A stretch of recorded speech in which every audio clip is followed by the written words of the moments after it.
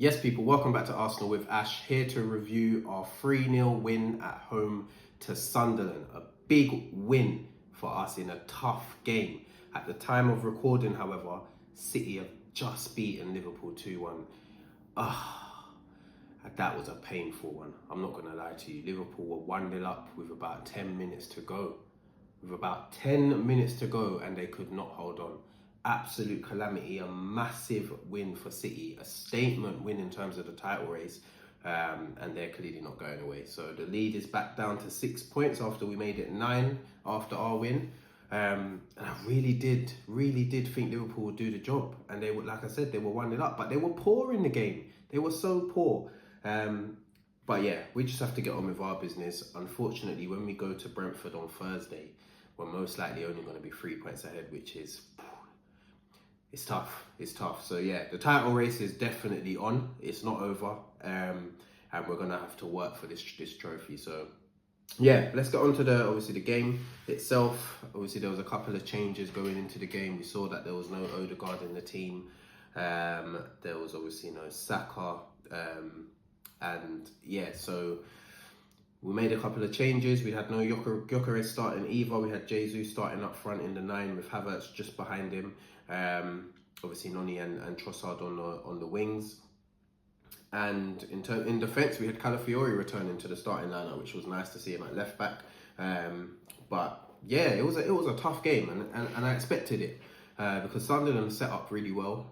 They were really on us physically. I think in the first half, they probably had the better of it, if I'm honest with you. They were probably the better team.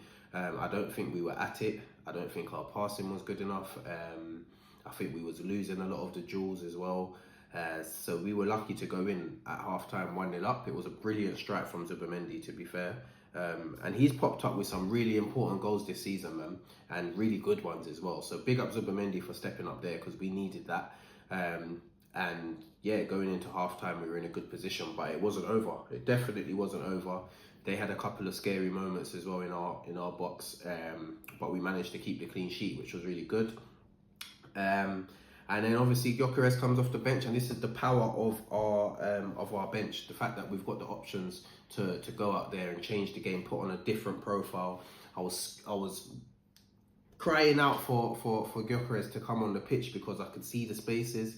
I could see how we could transition against them as they try and chase that equaliser.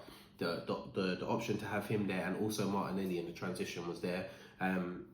And not long after he came on, he obviously made the difference. Got the second goal, and probably the all-important goal in the game to open up that gap. And then obviously he gets the last goal.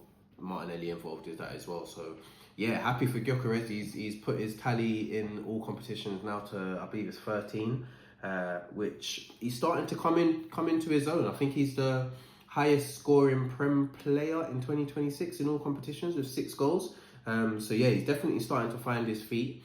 And I think the fact that he's not starting every game, and there's certain these game states where we're in the lead and the opposition are coming on to us, there's more space to transition into that suits him a lot more. So the fact that we've got Havertz and Jesus back is really helpful, although I don't think that Jesus should be starting many games going forward.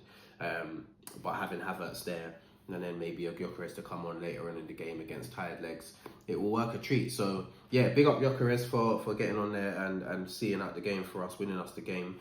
And yeah, like I said, it's a tough game. Another one ticked off, and there's 13 cup finals left. It's so massive right now. Like this title race it's there for us. It's so there for us to go and grab this trophy. But there's some tough challenges ahead, and the next, I think, is 5 games, which will leave us with 8 games left, are huge. We have 4 away games in there in the Premier League.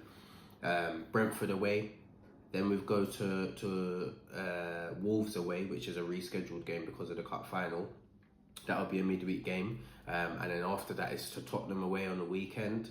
Then we got Chelsea at home, and then it's, I think, Brighton away. So we got some tough games in there. And if we can get through those 5 games, with the 8 games left, the 5 of our last 8 games are at home. There's only 3 away games. One of them, obviously, a huge game away at City. But I'm telling you, this next 5 games is where I think this title can be won for us if we can get through those games and still have a sizable gap, 6, 7, 8 points, whatever it is. Then I think we'll go on and win the title. But these next 5 games are crucial for us to go out there and get the job done. So, but I'm backing the boys, man. We've got the squad to go out and do it. Whatever game state, whatever team wants to play against us, we've got the answers for it. So I'm backing the boys. That they just have to keep their nerve. Go out there and do the job. So yeah, it's crunch time. It is crunch time for the title race. And obviously we've got the other competitions to contend with once the Champions League comes back as well. The good thing is that Man City are in all the same competitions as us, so yeah, we're gonna have the same problems. But yeah, let me get onto the player ratings. David Raya in goal. He had a couple of shaky moments, a couple of really shaky moments where he wasn't able to collect the ball. Physically, they were bouncing on. I think Dan Ballard was one of them. There was another moment where he came out and I think he kind of miskicked it. So yeah, he had a couple of shaky moments. Although he obviously got the clean sheet, it wasn't his best performance, if I'm honest with you. So I'm probably gonna give him maybe a 6 out of 10. Jurriën Timber at right back, just brilliant again, just a standard Jurriën Timber performance, if I'm honest with you. Yeah, standards, probably going to give him an 8 out of 10. Saliba, I don't think Saliba had his best game. I think in the second half he got a bit better, but in the first half Brobbey was causing him problems physically. But I think with Brobbey, once he got that yellow card, which probably should have been a red if you look at the Romero one earlier in the day, as soon as he got that yellow card, he couldn't be as physical as he would have liked, although he was still causing a few problems. But yeah, it probably would have been worse if he weren't on that yellow. But yeah, I don't think Saliba had his best game, if I'm honest with you. And again, like I said, kept the clean sheet, similar to Raya, to be honest with you. So I'm gonna probably give him a 6.5 out of 10. Gabriel, I thought was the better of the two centre backs. There wasn't troubled as much by Brobbey, and yeah, he done his job. And helped us keep the clean sheet. So it was a decent performance from Gabriel. I'll probably give him an 8. Calafiori, I thought, was off it as well. And it's strange to say this. A lot of 3 of the back 5, I thought, weren't at it. But we still managed to keep a clean sheet, which is a great thing. But yeah, Calafiori, his first start in a while, a very physical team. I think he was a bit sloppy in possession. Sometimes his positioning was off as well, which means he lost his marker, had to pull them down. So yeah, I'm not going to be too harsh on him. It's his first start in a while, apart from the Champions League game. But even then, he gave away the penalty as well. But yeah, that game wasn't very challenging for him. But this one was definitely a challenge. And yeah, he weren't at it. So I'm probably going to give him a 6 out of 10. Zubimendi in the double pivot with Dek. I thought he had a really good game, and his reaction since that United mistake has been top class. He's got 2 goals in 2 games, big goals as well. The opening goal in both games, which is massive. And yeah, the way he just orchestrates things. It's his leap as well. When he's winning headers and winning his duels, he's so intelligent and so good at it. It's a part of the game I didn't expect from him, but he's really good at that.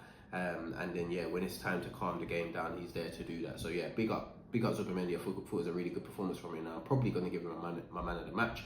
I'm going to give Zubi a 9 out of 10. Dek, I thought was really good as well. Unlucky not to score an absolute screamer, by the way, in the first half. But yeah, just an all-action performance from Dek, really good from him. I'm probably going to give him an 8. And then the front 4, so yeah, Trossard on the left. I thought Trossard was really good. He was back into his own a bit with his creative passing and trying to make things happen. He's the one attacker that tries things that you don't expect, like certain passes, that certain angles that you don't expect him to do. And obviously we know he can finish as well. But yeah, he obviously got the assist for Zubimendi, a nice simple pass, but it was a good set. And yeah, I thought Trossard had a good game. And I mean, when he did come off, it was the right time to have him off, because we needed the transition threat. However, it is a concern that he could be injured. He was holding his hamstring, but hopefully it's just more of a precaution. But we'll see how the week transpires. But yeah, Trossard gets an 8 out of 10. Noni Madueke, again, just he's a threat, but end product. It's the same thing. I'm not even going to go into it again. 7 out of 10 for Noni. Kai Havertz, I thought he was really good in the opening seconds of the game. He could have scored with that header, but we'll let him off for that. He obviously got the assist for Gyökeres, and it seems them to have found a little partnership already, which is a testament to Havertz's IQ as a footballer, man. He's just so intelligent. He knows what he needs to do, and yeah, he was really good again. So I'm going to give him a 8.5 out of 10. And Jesus up front wasn't at it for me, and I don't want him starting games. I don't think he's there to start games. Out of the three strikers, I'd have Gyökeres or Havertz starting games, and then even the first substitution would be one of them two as well. I don't think Jesus is at it. I don't think physically he's there anymore, unfortunately. So yeah, certain times he can come on maybe when the game's won and he can produce a magic or whatever. But yeah, he won't at it. I'm going to give him a 6 out of 10. And then off the bench, obviously, like I said, Gyökeres came off the bench, 2 goals, big impact from him. I'm going to give him a 8.5 out of 10. Fantastic from him again. Martinelli as well, same thing, came on the right-hand side. Really worked hard to help us keep that lead. And then obviously is a brilliant run from him for that third goal. Absolutely brilliant. The way he blitzed the defender and then his control of the ball while he's running at a mad speed. Excellent. Lays it off for Gyökeres and he gets his assist. Big up Martinelli for that. I'm going to give him an 8 out of 10. Who else came on the pitch? Hincapié, which I thought was the right decision to bring on for Calafiori. Helped shore up the defence and get us that clean sheet. I thought he done really well. I'm going to give him a 7 out of 10. Norgard came on for... Did he come on for Trossard? Norgard and Eze both came on. Eze had a nice little moment where he kind of created a chance for Martinelli, where he broke through from the left, powered into the centre of the pitch and played a reverse pass to Martinelli. Hopefully we're going to see more of him. If Trossard is injured, we'll see more of Eze on the left. And then Norgard, yeah, he helped obviously shore up the win with his solidity in there. We finished with a Norgard, Zubimendi and Rice midfield. You ain't getting through that. But yeah, really good from both of them. I'll probably give them just a standard 7 out of 10. And yeah, if I've forgotten anyone, let me know. But yeah, that job done. That was a really well-drilled, well-oiled machine type performance, professional performance. And yeah, a really good win. And in terms of the goal difference, 4-0 away at Leeds, 3-0 at home to Sunderland. That's 7 goals in a couple of games. And our goal difference from City has improved drastically. So it's really good from us. That could be an extra point at the end of the season if it stays like that. So yeah, big up the boys, and we move on to Brentford midweek, which is going to be a tough game, another tough game. But we can go there with confidence, knowing what we've done in our last couple of games, and yeah, hopefully get the job done. But yeah, let me know your thoughts in the comments. Like, share, subscribe, hit that notification bell, and yeah, let's go. Come on, you guys.